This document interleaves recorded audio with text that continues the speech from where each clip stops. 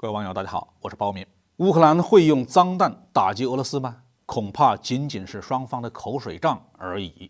最近几天呢，俄罗斯连续提出要警惕乌克兰使用脏弹来对付俄军。俄罗斯的核生物和化学武器保护部队的负责人伊戈尔·里基洛夫中将表示，俄罗斯的军队呢已经接到警报，乌军呢把常规炸药和放射性的物质放在一起，如果发生爆炸，那会污染某一片地区。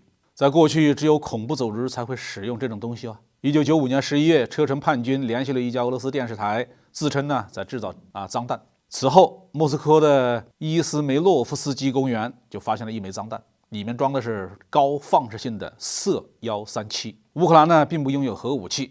苏联解体以后，核武器的40%留在乌克兰。当时的乌克兰政府决定做一个无核国家，并得到了世界其他核大国的安全保证。但是，这并不意味着乌克兰完全丧失了核能力。在乌克兰境内还有相当数量的原子能机构和原子能的材料。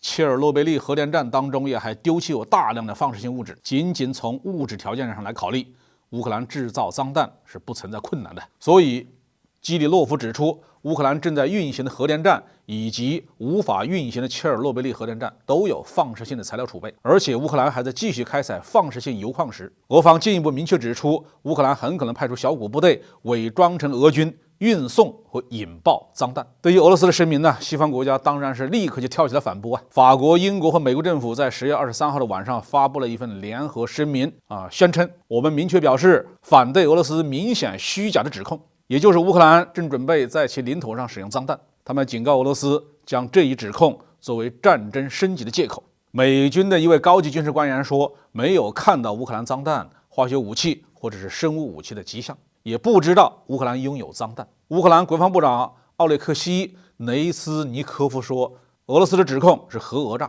他呼吁联合国和国际原子能机构在乌克兰设立监测团，证明自己没有研发脏弹。有些评论呢，甚至指出这是俄罗斯的制造借口，为自己在乌克兰使用核武器寻找合法性。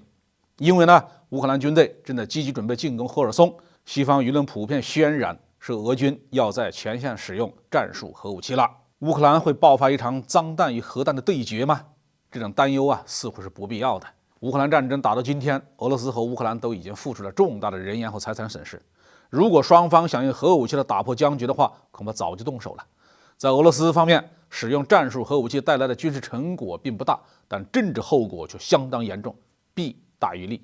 在乌克兰呢，如果使用脏弹，会导致自己在西方社会失去支持率，后面再向美国和欧盟要援助，那就不太那么容易了。现在乌克兰战局的热点呢，已经集中到了南线，双方可能要围绕赫尔松发生一场大规模的攻防战。